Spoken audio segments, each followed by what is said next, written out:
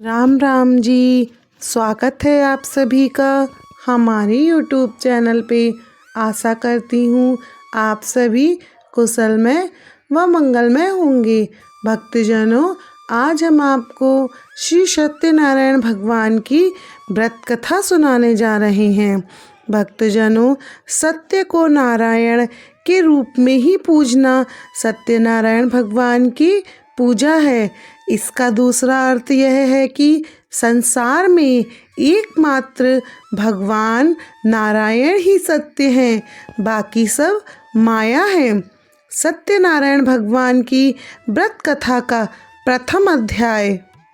एक समय की बात है, नैमिषारण्य तीर्थ में शौनक आदि 88,000 ऋषियों ने सूत जी से पूछा, हे प्रभु, इस कलयुग में वेद विद्या रहित मनुष्यों को प्रभु भक्ति किस प्रकार मिल सकती है तथा उनका उद्धार कैसे होगा।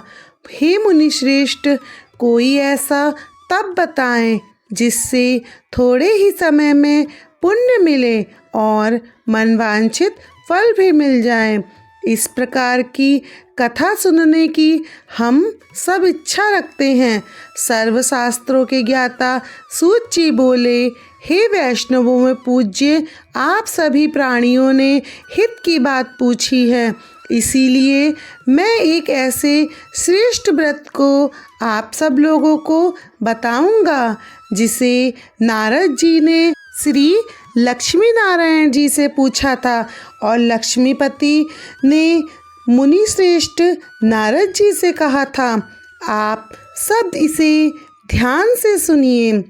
एक समय की बात है, योगीराज नारद जी दूसरों के हित की इच्छा के लिए अनेक लोगों में घूमते हुए मृत्युलोक में आ पहुँचे।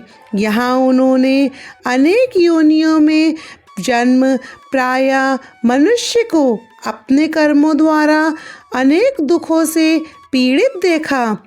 उनका दुख देख नारद जी सोचने लगे कि कैसा यत्न किया जाए जिसके करने से निश्चित रूप से मानव के दुखों का अंत हो जाए। इसी विचार पर मनन करते हुए नारद जी विष्णु लोक में गए। वहाँ वह देवों के ईश भगवान नारायण की स्तुति करने लगे, जिनके हाथ में शंख चक्र गदा और पद्म थे, गले में वरमाला पहने हुए थे।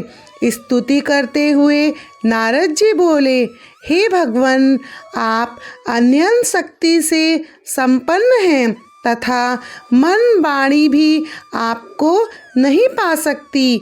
आपका आदि मध्य तथा अंत नहीं है। निर्गुण स्वरूप सृष्टि के कारण भक्तों के दुखों को दूर करने वाले आपको मेरा नमस्कार है। नारद जी की स्तुति सुन भगवान विष्णु बोले, हे मुनि श्रेष्ठ, आपके मन में क्या बात है? आप किस काम के लिए पधारे हैं, उसे निसंकोच कहें। इस पर नारद मुनि बोले कि मृत्युलोक में अनेक योनियों में जन्मे मनुष्य अपने कर्मों के द्वारा अनेकों दुखों से दुखी हो रहे हैं। हे नाथ, आप मुझ पर दया रखते हैं तो बताइए, वो मनुष्य थोड़े प्रयास से ही अपने दुखों से कैसे छुटकारा पा सकते हैं। तभी श्री हरि बोले, हे नारद, मनुष्यों की भलाई के लिए तुमने बहुत अच्छी बात पूछी है, जिसके करने से मनुष्य मोह से छूट जाता है। वह बात मैं तुमसे कहता हूँ, उसे सुनो।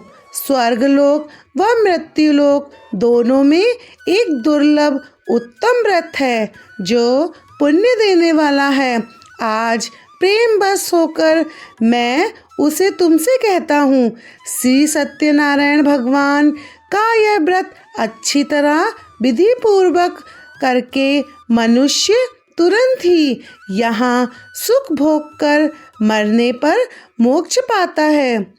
श्री हरि के वचन सुन नारद जी बोले, उस व्रत का क्या फल है और क्या विधान है? यह व्रत किसने किया था? इस व्रत को किस दिन करना चाहिए? सभी कुछ विस्तार से बताइए। नारद जी की बात सुनकर श्री हरि बोले, दुख व शोक को दूर करने वाला यह व्रत सभी स्थानों पर विजय दिलाने वाला है। मानव शक्ति को श्रद्धा व भक्ति के साथ शाम को श्री सत्यनारायण की पूजा धर्मपरायण होकर ब्राह्मणों व बंधुओं के साथ करनी चाहिए। भक्ति भाव से ही नवेद, केले का फल, घी, दूध, गेहूं का आटा, सवाया लें। गेहूं के स्थान पर साठी का आटा, शक्कर तथा गुड़ लेकर वह सभी भक्षण पदार्थों को मिलाकर भगवान विष्णु का भोग लगाएं। ब्राह्मणों सहित बंधु बांधवों को भी भोजन कराएं।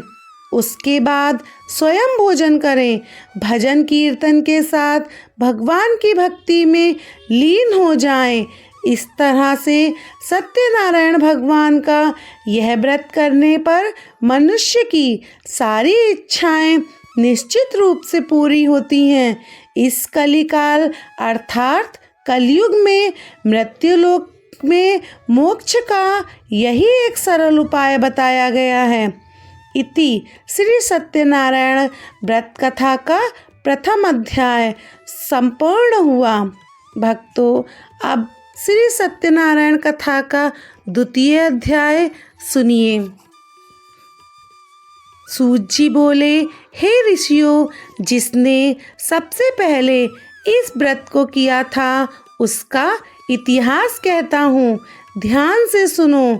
सुंदर काशीपुरी नगरी में एक अत्यंत निर्धन ब्राह्मण रहता था।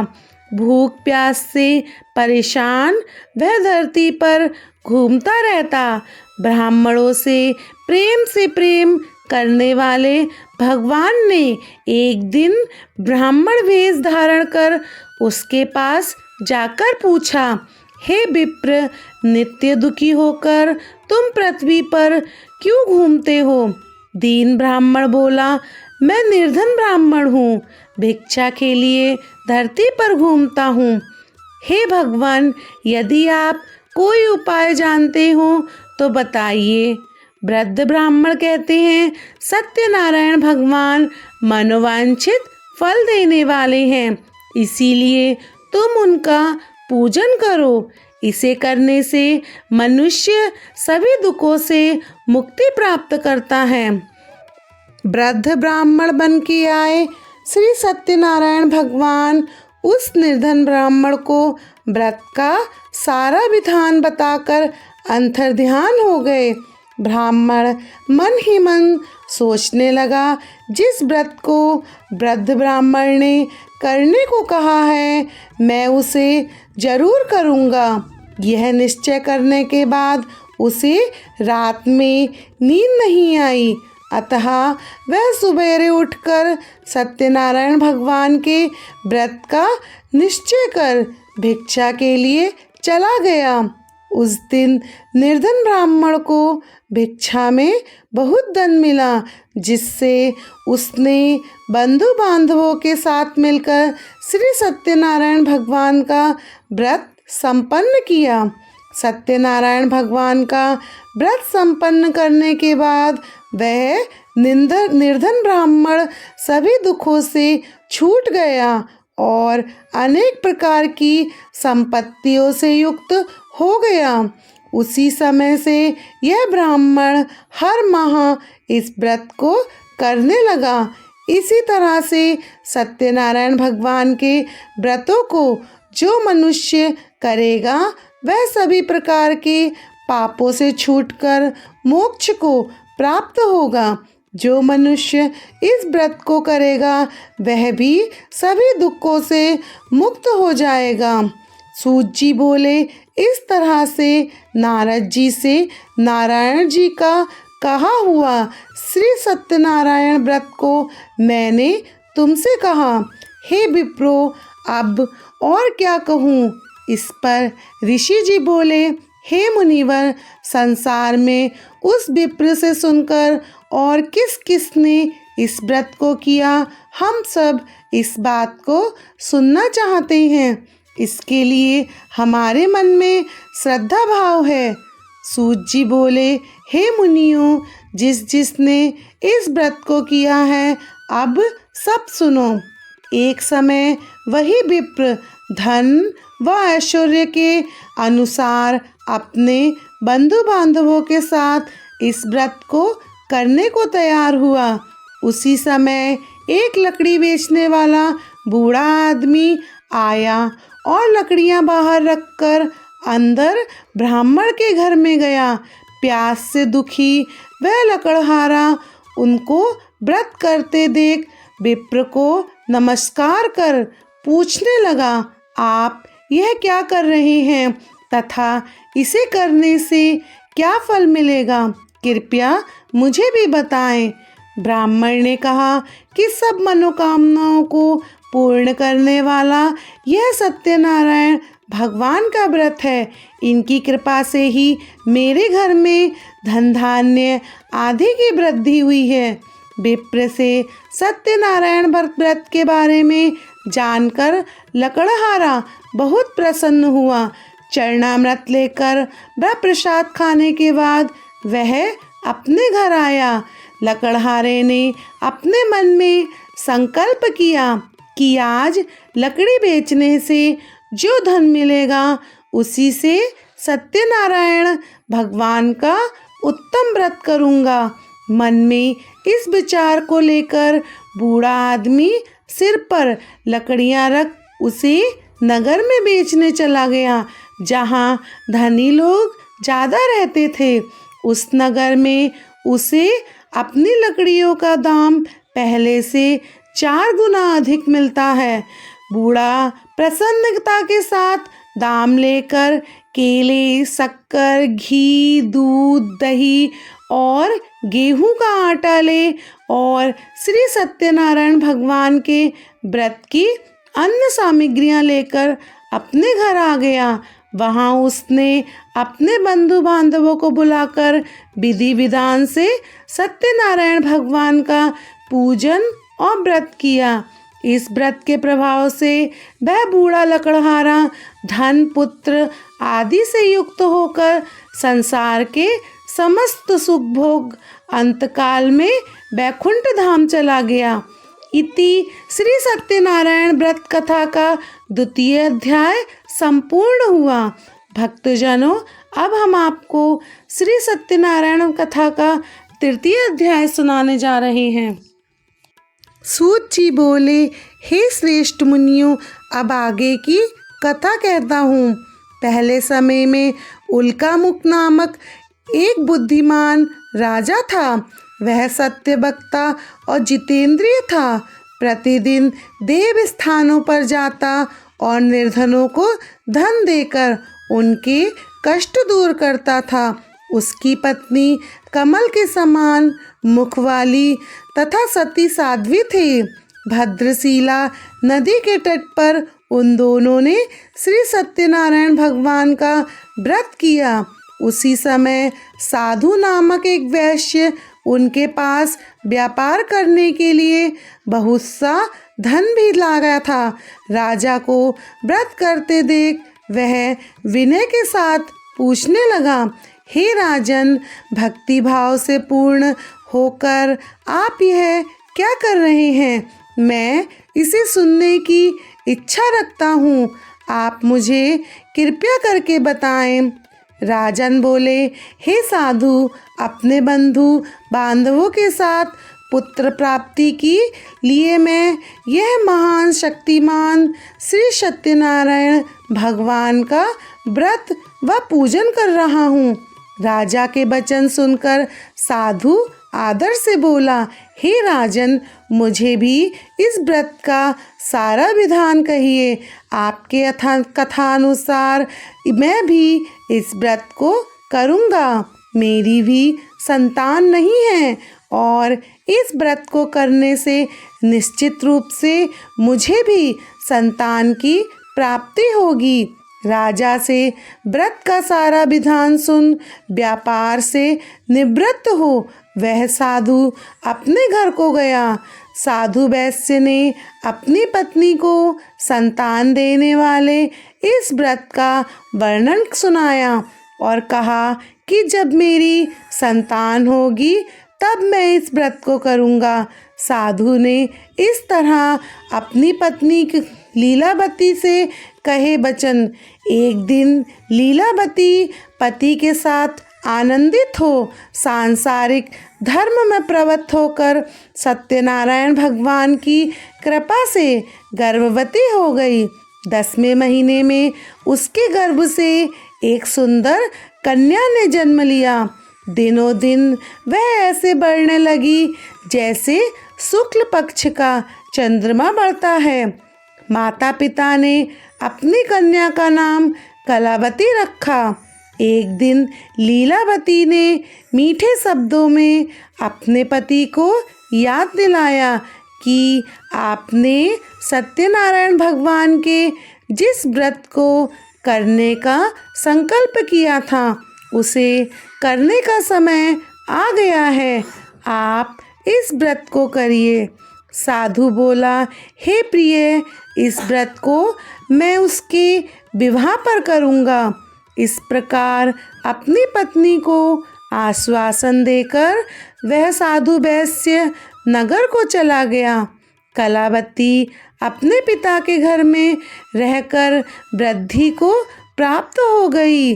साधु ने एक बार नगर में अपनी कन्या को सखियों के साथ देखा तो तुरंत ही दूतों को बुलाया और कहा, मेरी कन्या विवाह के योग्य हो गई है, कोई योग्य वर देख कर आओ। साधु की बात सुनकर दूत कंचन नगर में पहुंचा और वहां देखभाल कर लड़की के लिए सुयोग्य वार्णिक पुत्र को ले आया। सुयोग्य लड़के को देख साधु ने बंधु बांधवों को बुलाकर अपनी पुत्री का विवाह कर दिया। लेकिन दुर्भाग्य की बात यह है कि साधु ने अभी भी श्री सत्यनारायण भगवान का व्रत नहीं किया। इस पर श्री भगवान जी क्रोधित हो गए और श्राप दिया कि साधु को अत्यधिक दुख मिले। अपने कार्य में कुशल साधु बनिया जमाई को लेकर समुद्र के पास स्थित होकर रत्ना सागरपुर नगर में गया। वहां जाकर दामाद ससुर दोनों ने मिलकर चंद्रकेतु राजा के नगर में व्यापार करने लगे। एक दिन भगवान सत्यनारायण की माया से एक चोर राजा का धन चुराकर भाग रहा था। उसने राजा के सिपाहियों को अपना पीछा करते देख चुराया हुआ धन वहां रख दिया जहां साधु अपने जमाई के साथ ठहरा हुआ था। राजा के सिपाहियों ने साधु वैश्य के पास राजा का धन पड़ा देखा तो ससुर जमाई दोनों को बांधकर प्रसन्नता से राजा के पास ले गए कि हम उन दोनों चोरों को पकड़कर ले आए हैं, आप आगे की कार्यवाही की आज्ञा दें। राजा की आज्ञा से उन दोनों चोरों को कठिन कारावास में डाल दिया गया और उनका सारा धन भी उनसे छीन लिया गया। श्री सत्यनारायण भगवान से श्राप से साधु की पत्नी भी बहुत दुखी हुई। घर में जो धन रखा था उसे चोर चुरा कर ले गए। शारीरिक तथा मानसिक पीड़ा व भूख प्यास से अति दुखी हो अन्न की चिंता में कलावती के ब्राह्मण के घर गई। वहाँ उसने श्री सत्यनारायण भगवान का व्रत होते हुए देखा। फिर कथा भी सुनी। वह प्रसाद ग्रहण कर रात को घर वापस आई तो उसकी माता ने उससे पूछा, हे पुत्री, अब तक तुम कहाँ थी और तेरे मन में क्या चल रहा है? कलावती ने अपनी माता से कहा, हे माता, मैंने एक ब्राह्मण के घर में श्री सत्यनारायण भगवान का व्रत देखा। कन्या के वचन सुन लीलावती भगवान के पूजन की तैयारी करने लगी। लीलावती ने परिवार व बंधुओं सहित सत्यनारायण भगवान का पूजन किया और उनसे वर मांगा कि मेरे पति तथा जमाई शीघ्र घर आ जाएं। साथ ही यह भी प्रार्थना की कि हम सब आपके अपराधी हैं, हमें क्षमा करें।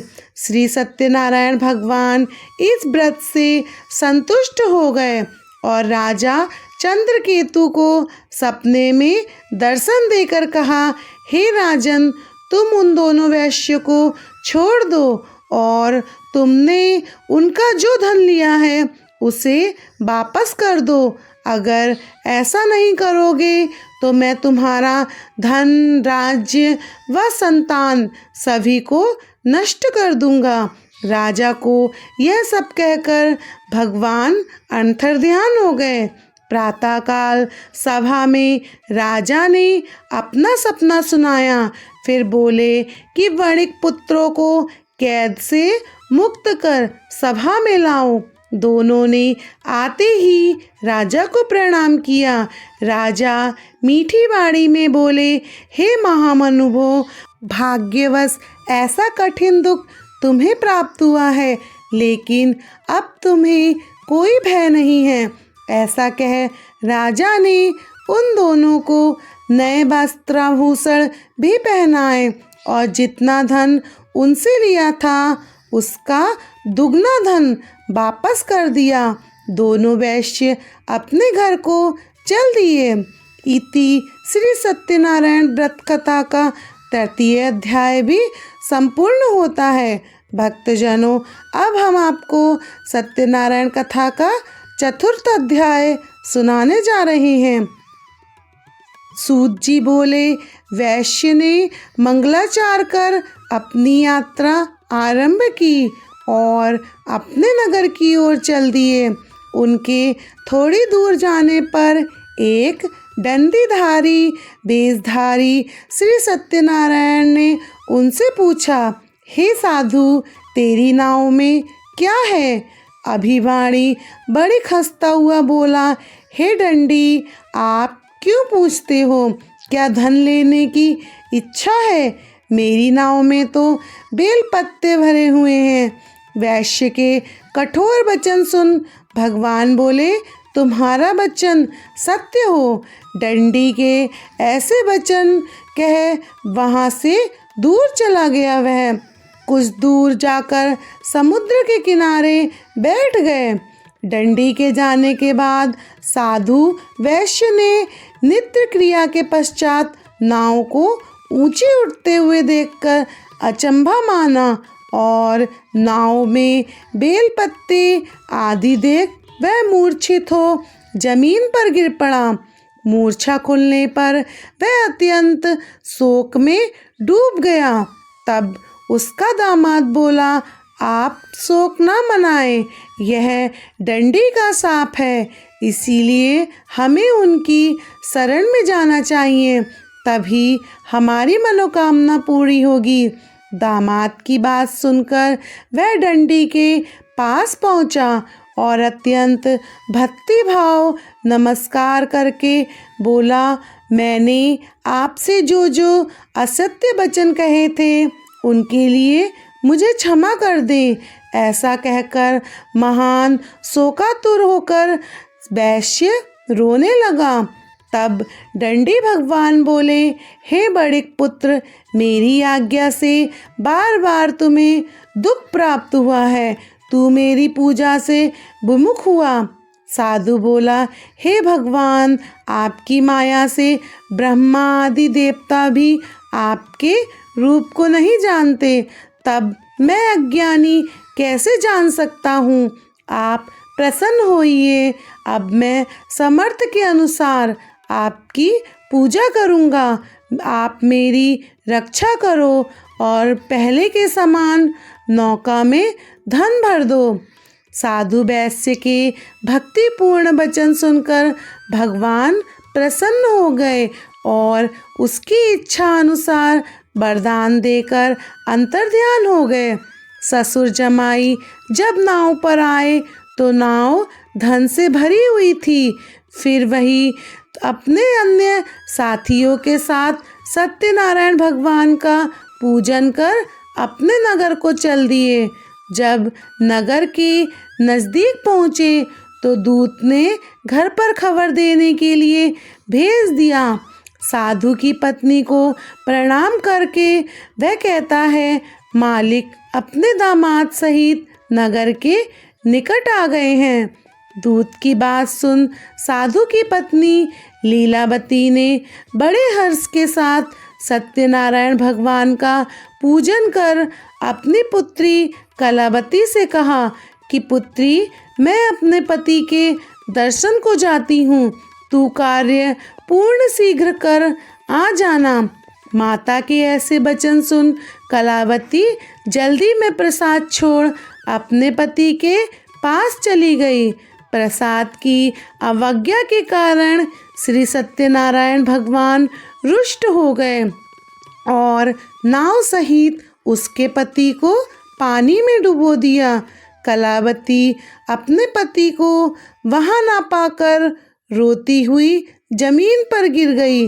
नौका को डूबा हुआ देख व कन्या को रोता हुआ देख साधु दुखी होकर बोला, हे प्रभु, मुझसे तथा मेरे परिवार से जो भूल हुई हो उसे क्षमा करें।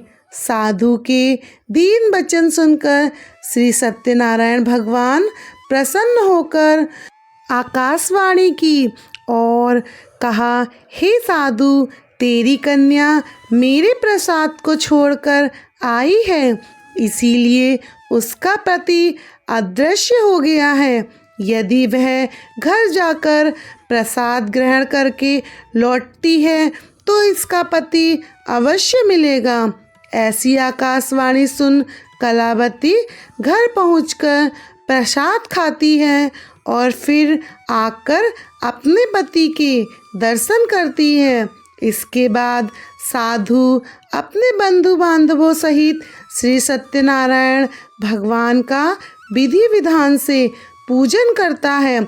इस लोक का सुख भोग वह अंत में स्वर्ग लोक जाता है। इति श्री सत्यनारायण भगवान की कथा का 4th अध्याय संपूर्ण हुआ।